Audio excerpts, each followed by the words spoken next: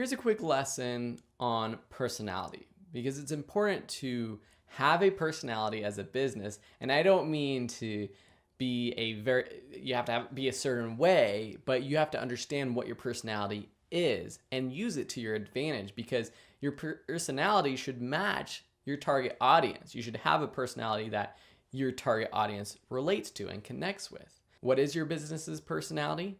It's your voice, your style, and your place. So this means not only what you sound like, but also the types of words you use, how you use them. Are you casual? Are you very professional? Are you more modern? Are you a little bit old school? Your style comes across through the graphics, the types of content you put out, and also with place, it's about where you are. Are you on social media? And within social media, are you on the old school traditional Facebook or are you on the new school places like Snapchat? All of this comes across as your personality. And where does this come across in terms of digital marketing? This comes across in your website, throughout your entire website, in the emails you're sending, in the videos you create, and the advertisements that you make. Now let's go through some examples. So first, Video School Online.